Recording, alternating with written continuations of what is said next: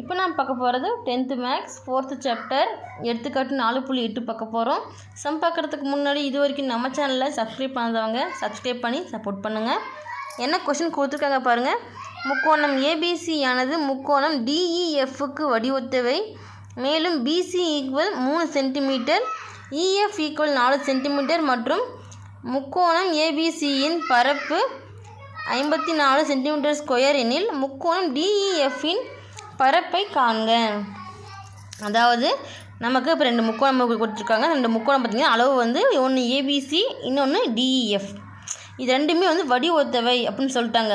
அப்போ இந்த இடத்துல பார்த்திங்கன்னா இப்போ 2 வடிவத்தை முக்கோணங்களுக்கிடையே பரப்புகளின் விகிதமானது அவற்றின் ஒத்த பக்கங்களையுடைய வர்க்கங்களின் விகிதத்திற்கு சமம். இது தேவைன்னா எடுத்து எழுதிக்கோங்க, இல்லைன்னா ஸ்கிப் பண்ணிக்கலாம். ஜஸ்ட் உங்களுக்கு புரியுன்றதுக்காக சொல்கிறேன். அப்படின்னா இப்போ 2 வந்து வடிவத்தை முக்கோணம் இருக்குதுன்னு பார்த்தீங்கன்னு வச்சுக்கோங்க. அதில் வந்து ஒத்த பக்கங்களுடைய வர்க்கங்கள் எப்படி இருக்கும் அப்படின்னு பார்த்தீங்கன்னா அது அதனுடைய பரப்புகளின் விகிதத்திற்கு சமமாக இருக்கும்.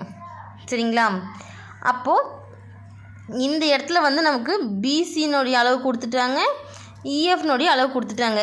அதாவது ஏபிசி டிஇஎஃப் பிசி அளவும் இஎஃப் அளவும் இருக்குது. சரிங்களா? அதே போல் முக்கோணம் ஏபிசியோடைய பரப்பு அளவு என்ன? 54 சென்டிமீட்டர். நம்ம என்ன கண்டுபிடிக்கணும்? முக்கோணம் டிஇஎஃப்ஓடைய பரப்பு கண்டுபிடிக்கணும். சரிங்களா?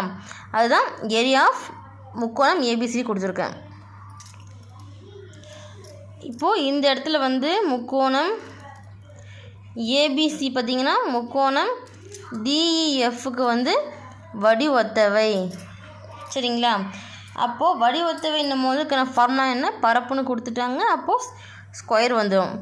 அப்போ சென்டிமீட்டர் ஸ்கொயர்னும் போது இங்கே எடுத்து எழுதும் போது வந்து first AB divide by DE பரப்பு இருக்கா.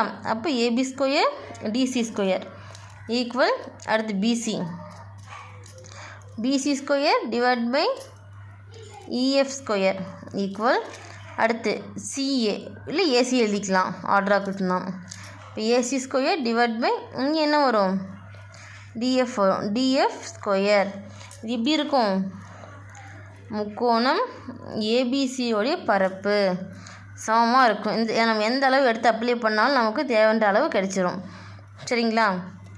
முக்கோணம் டிஇஎஃப்பின் பரப்பு நமக்கு இங்கே காமனாக என்ன அளவு கொடுத்துருக்காங்க?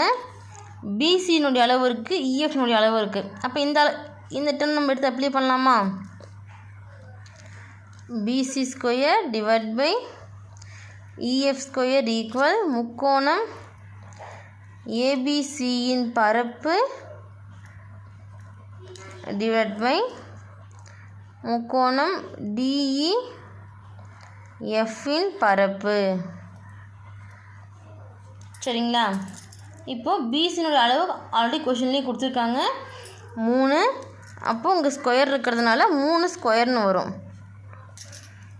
சரிங்களா? டிவைட் பை அடுத்து இஎஃப் அளவு என்ன? 4. இங்கே ஸ்கொயர் இருக்கிறதுனால 4 ஸ்கொயர் ஈக்குவல் அடுத்து முக்கோணம் ஏபிசினுடைய அளவு என்ன? 54 சென்டிமீட்டர் ஸ்கொயர். இங்கே அப்ளை பண்ண தேவையில்லை, ஃபைனலாக ஆன்சர் அப்ளை பண்ணிங்கன்னா போதும். டிவைட் பை இந்த அளவு நம்ம கண்டுபிடிக்கணும். அப்போ இந்த முக்கோணம் டிஇஎஃப் வந்து அப்படியே எடுத்து எழுதிக்கலாம். டிஇஎஃப்பின் பரப்பு. சரிங்களா? இப்போது 3 ஸ்கொயர் பண்ணால் 3 × 3 9, 4 ஸ்கொயர் பண்ணால் 4 × 4 16 ஈக்குவல் 54 டிவைட் பை முக்கோணம் டிஇஎஃப்பின் பரப்பு. இப்போது இங்கே வகுத்தலுக்கு இருந்த டேர்ம் இருக்குது பார்த்தீங்களா? இந்த ஈக்குவலுக்கு இந்த பக்கம் கொண்டு போனால் பெருக்கல்ல மாறுமா? அப்போ என்ன வரும்? பெருக்கல்ல போது மேலே வரும். முக்கோணம் டிஇஎஃப்பின் பரப்பு இன்ட்டு 9 டிவைட் பை 16 ஈக்குவல் 54.